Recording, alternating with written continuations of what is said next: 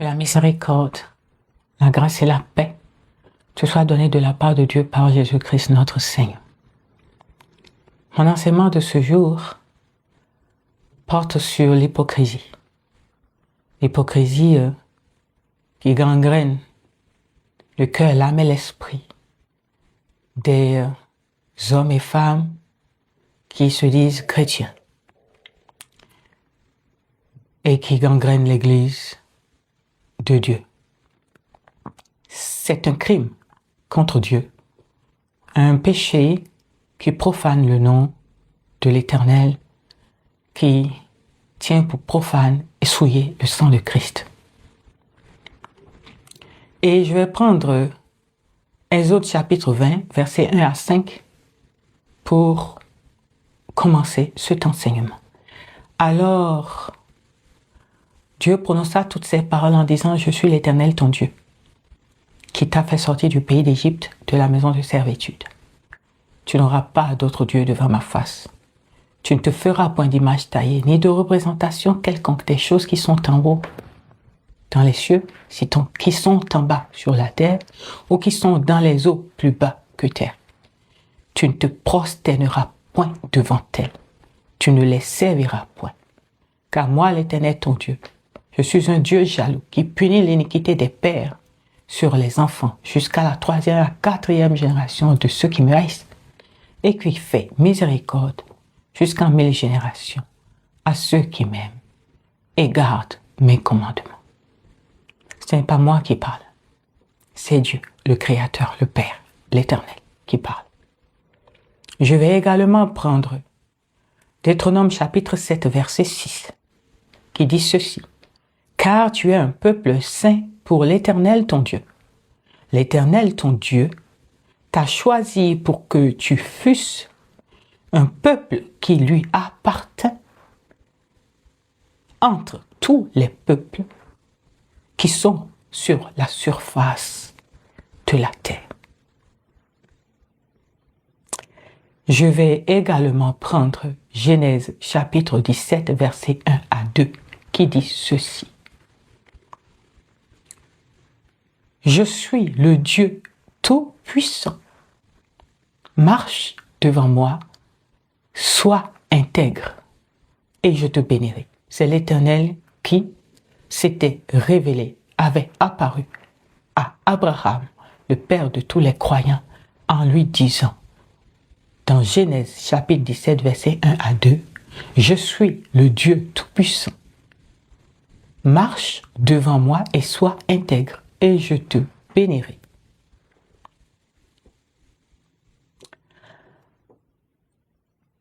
Quelqu'un me dira que il n'y a plus de loi, il n'y a plus de commandements. Les 10 commandements ne servent plus à rien, on n'est plus sous la loi.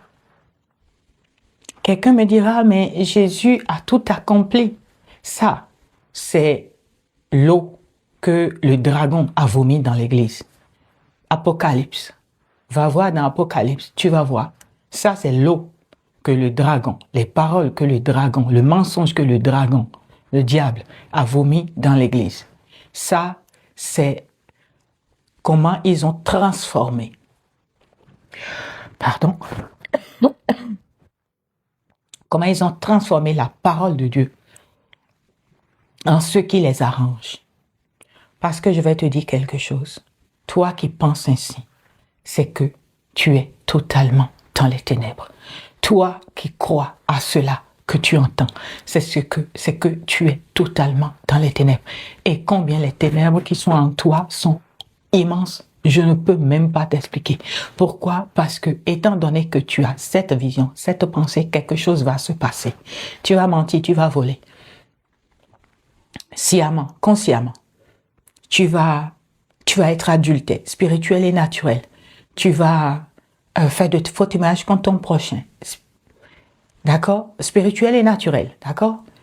Et je vais te dire, tu as fait toutes les dingueries, tout ce que Dieu est contre, tout ce qui est contre la nature, le caractère, l'ADN de Dieu, tu vas le faire. Et tu ne résisteras pas à la tentation. Tu ne chercheras même pas à résister à la tentation parce que pour toi, Jésus-Christ a déjà tout accompli. Mais bon, écoute, comme si le royaume des cieux, c'est Wando, c'est Misrete. Et que c'est Tokpa et que n'importe qui peut porter la sandale qu'il veut et rentre dedans. Non, mon frère, non, ma soeur, sors de ce mensonge-là. Tu vois, Jésus-Christ nous a dit quelque chose. Et nous allons le voir dans Matthieu chapitre 5, versets 17 à 20. Ne croyez pas que je sois venu pour abolir la loi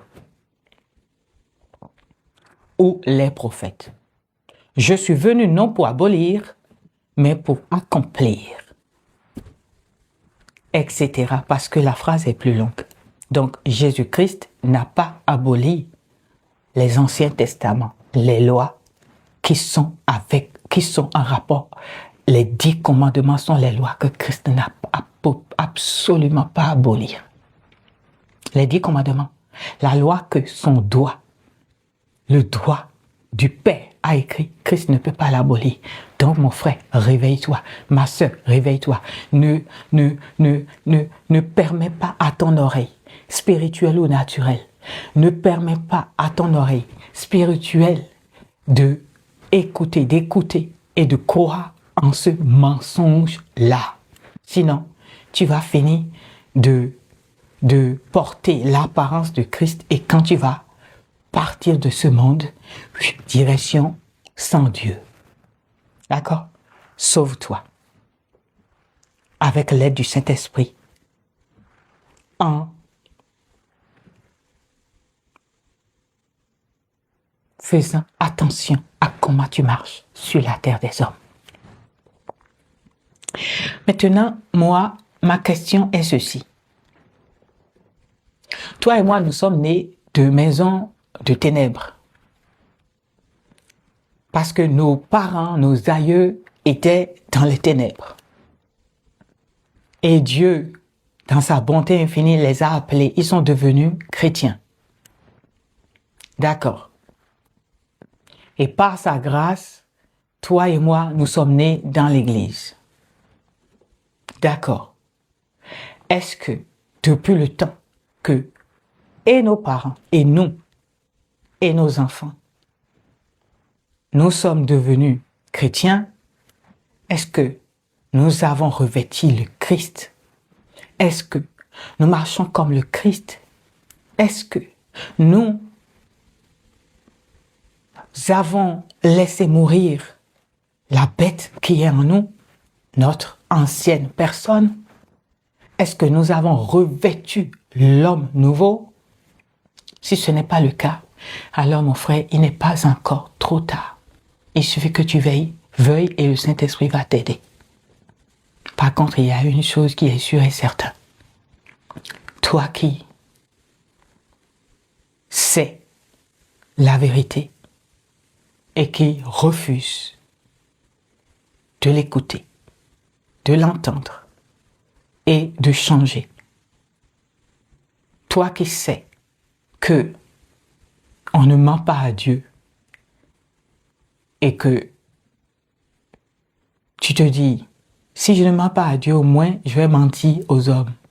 Je viens te dire que aux hommes non plus, tu ne mens pas, tu te mens à toi-même. Qu'est-ce que je veux dire par là? L'Église de Christ, au sein des croyants, au sein des chrétiens aujourd'hui, nous avons des hommes et des femmes, des enfants, des adultes qui portent le nom du Christ. Tu vas les voir dans les églises, les temples. Parfois, ils sont les personnes qui sont plus dans les temples. Tu vas les voir même avec la Bible en main. Avec la Bible en main. D'accord? Tu vas même les voir en train sur leurs réseaux sociaux, leurs comptes, la Bible ouverte, des photos avec la Bible. Et pourtant, la parole qui est dans la Bible ne les regarde pas. Ils en ont rien à faire. Bien au contraire, ils l'utilisent contre les enfants de Dieu. En quoi faisant? En utilisant les passages pour faire du mal. Mais bon, ça c'est une autre question, un autre débat. Ce que je viens d'énoncer ici aujourd'hui, je viens d'énoncer celui-là. Toi, qui fais preuve d'hypocrisie, tu portes la soutane, tu portes l'apparence de Christ, tu portes le nom de Christ, mais au fond de toi, tu sais que tu es dans le mensonge, dans l'hypocrisie. Tu sais que tu manges avec les enfants de Dieu le matin et le soir, tu es chez le marabout. Tu es dans les loges. Tu as des pactes occultistes, pactes d'occultisme. Tu as la sorcellerie dans ton ventre. Tu es chez les marabouts. C'est ton hypocrisie que Jésus-Christ m'a envoyé dénoncer. Je sais que ça ne va pas te plaire, mais je m'en fiche que ça te plaise ou non. Pourquoi? Parce que je ne veux pas plaire à l'homme. Je veux faire juste la volonté de celui qui m'a oint, celui qui m'a dit, va, prêche sur ça, et qui m'a dit mot pour mot tout ce que je dois dire. Je vais te dire ceci, tu ne mens à personne. Facilite-toi la tâche. Satan, tu crois que c'est pour rien que il te laisse un pied chez lui, un pied dans les églises? Non, c'est parce qu'il aime bien t'esclavagiser. Alors, tu es en double esclavage, double. Chez Satan, tu es esclave. Au sein des églises, toi-même, tu t'esclavages. Pourquoi? Parce que tu es obligé de te cacher. Pourquoi tu te caches? Parce que tu sais que ce que tu fais est mauvais. Quand on fait quelque chose qui est louable, quand on fait quelque chose qui a de l'approbation aux yeux de tout le monde, quand on fait quelque chose qui est bon, qui est honorable, on le fait en plein jour. On le fait aux yeux de tout le monde.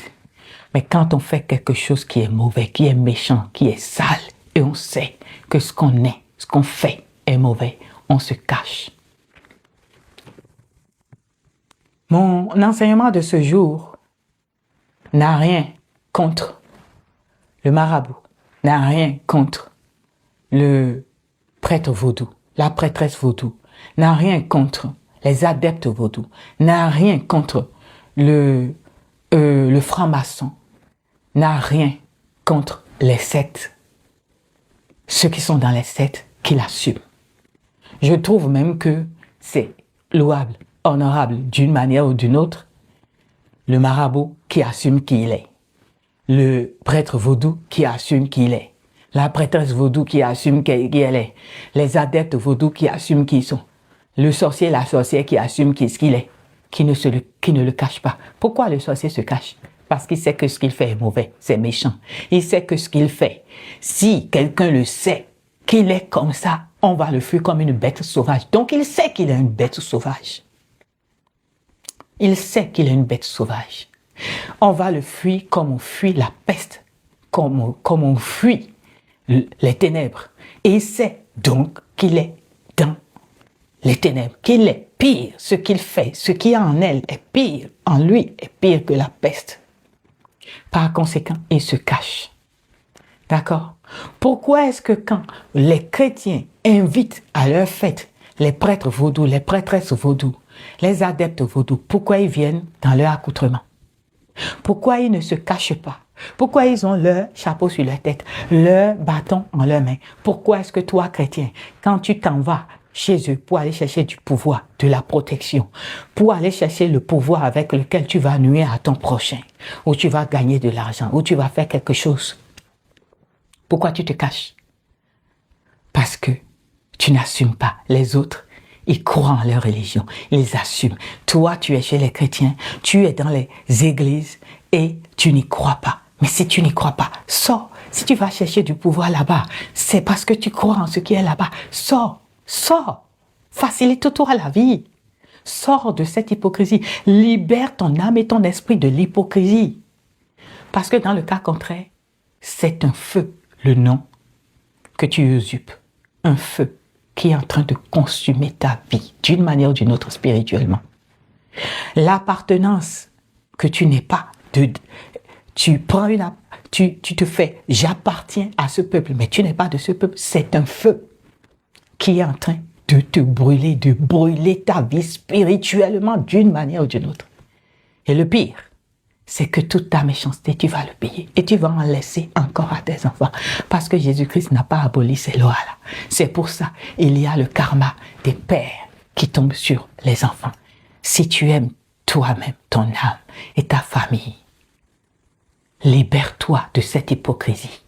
Enlève le nom de Christ parce que profaner, tenir pour souiller le nom de Christ, c'est terrible. Terrible pour ta vie. D'accord? Sors de l'église de Dieu. Sors du milieu du peuple de Dieu. Parce que tu n'appartiens pas au peuple de Dieu. Parce que tu n'appartiens pas au peuple de Dieu. Parce que le nom de Christ ne te sied pas. Celui qui porte le nom de Christ, c'est celui qu'il a choisi pour Seigneur, pour Sauveur. Comme Abraham, intégralement. Il n'y ajoute rien. Là, je ne suis pas en train de parler, et la parole de Dieu ne parle pas de celui qui est tombé, qui a chuté et qui s'est rendu compte qu'il a fait mal. Il revient au Seigneur, il confesse, le Seigneur le reprend, le Seigneur le sanctifie par le feu, il va l'éprouver, il va souffrir. Mais après cela, par le feu, comme on polit l'or, par le feu, le Seigneur par le feu, par les douleurs, va le polir cette personne et va lui redonner la beauté spirituelle qui sont pour les enfants de Dieu.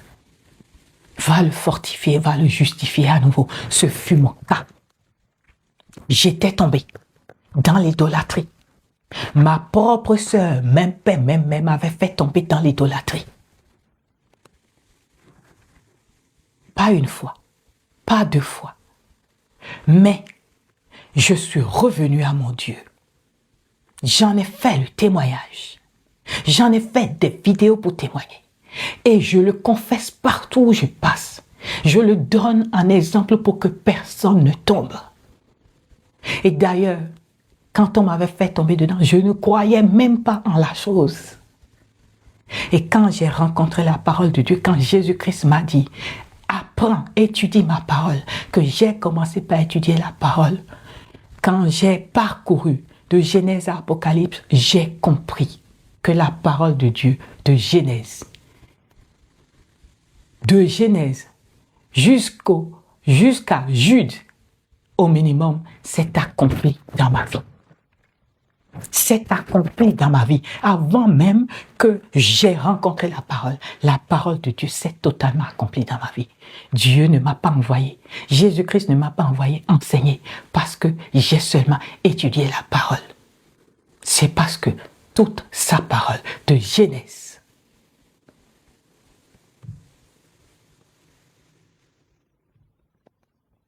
à presque Apocalypse, parce qu'il ne reste que l'enlèvement qui n'est pas accompli encore, et ce n'est pas le temps. Mais toute sa parole s'est accomplie dans ma vie. Donc, il m'envoie, pas pour rien. J'étais aussi tombé dans l'idolâtrie. Et Jésus-Christ m'a permis de revenir parce que je ne lui ai pas lâché les bottes. Je n'ai pas arrêté de lui dire, je ne comprends pas, je ne peux pas autant t'aimer et tomber dans l'idolâtrie. Qu'est-ce qui ne va pas? Qu'est-ce qui se passe? Il m'a montré ce pourquoi j'étais tombé dans l'idolâtrie toutes ces fois-là. C'est mon manque de patience, c'est la cupidité, c'est l'amour de la vanité qui m'avait fait tomber dans l'idolâtrie parce que je ne crois pas en autre chose qu'en l'Éternel.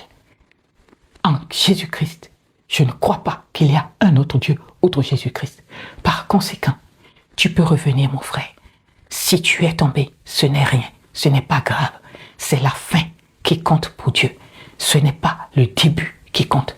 Tu es tombé, c'est pas grave. Reviens à Jésus-Christ. Il va te reprendre. Il n'attend que ça, le Saint-Esprit, pour t'aider. Il va te sanctifier, te purifier, te justifier à nouveau. il va totalement te restaurer. Il va te donner sa force, son esprit pour avancer avec lui. Mais toi qui es tombé et qui choisis de rester dans la chute, dans l'hypocrisie, dans le mensonge, toi qui choisis de rester sorcier dans l'église, de rester idolâtre dans l'église, de rester menteur dans l'église, tricheur dans l'église, de rester adultère dans l'église, toi qui choisis de ne pas te repentir, changer, toi qui choisis de rester dans l'église et d'être en train de manger les enfants de Dieu, de les détruire, ce qui t'attend est terrible. C'est contre ton hypocrisie que Jésus-Christ m'a envoyé prêcher. Il vaudrait mieux pour toi que tu enlèves le nom de Christ. Sinon, ce nom-là que tu portes sur du mensonge, la sorcellerie, l'hypocrisie, l'adultère, et que tu choisis volontairement, après avoir rencontré et connu la parole, tu choisis volontairement de souiller le sang du Christ, le sang de l'Alliance, de souiller le nom du Christ, de profaner le nom du Christ. Crois-moi, ce qui t'attend est terrible. Facilite-toi la chose, comme les prêtres vaudous. Si tu crois en ces choses-là, et que c'est pour ça que tu vas les voir, sors. Ôte le nom du Christ de dessus toi et va adorer là-bas. Si tu crois en ces choses-là, va les rejoindre, va servir là-bas. Jésus-Christ ne force personne. Dieu le Père ne force personne. Ne te sens pas obligé de porter la soutane, de porter le nom du Christ dans le mensonge, dans la méchanceté. D'accord? Je ne condamne pas les humains, je condamne leur comportement. Je ne condamne pas les humains, je condamne leur hypocrisie. Je ne condamne pas les humains, je condamne la nature profonde qu'ils ont en eux. Je ne condamne pas les humains, je condamne leur mensonge comme Jésus-Christ l'a condamné en disant « Malheur à toi, scribe, pharisien, hypocrite ». Et n'oublie pas, tu n'es caché de personne. Le jour s'appelait à Christ, il ouvre ton cul dehors. En esprit, en vision, en songe, il le montre à qui il veut. Donc, facilite-toi la tâche. Acquiert l'intelligence, acquiert la sagesse. Reviens à l'Éternel intégralement. Jésus ne partage pas. Le Père ne partage pas. Reviens intégralement à Dieu. Il est prêt pour te reprendre et pour à nouveau te restaurer. Que ceux qui ont des oreilles pour entendre, entendent, et que ceux qui ont le cœur pour comprendre, comprennent. Que ceux qui vont m'attaquer parce que j'ai osé faire cette vidéo, parce que personne n'ose en parler, je veux te dire que c'est Christ qui m'a envoyé prêcher cela. C'est lui qui m'a dit mot pour mot tout ce que je dois dénoncer.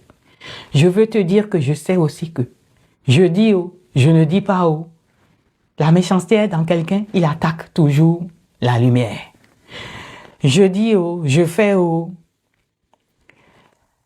La sorcellerie, la méchanceté est en quelqu'un, la jalousie est en quelqu'un. Quelqu'un a l'amour du mensonge, il ne voudra jamais qu'on dise la vérité, qu'on pointe son mensonge du doigt. Par conséquent, je préfère dire et je préfère faire pour la gloire de Dieu. Faites ce que vous voulez. La finalité sera la volonté de mon Dieu. Soyez en paix, comme moi, par la grâce du Seigneur, au nom de Jésus. Amen.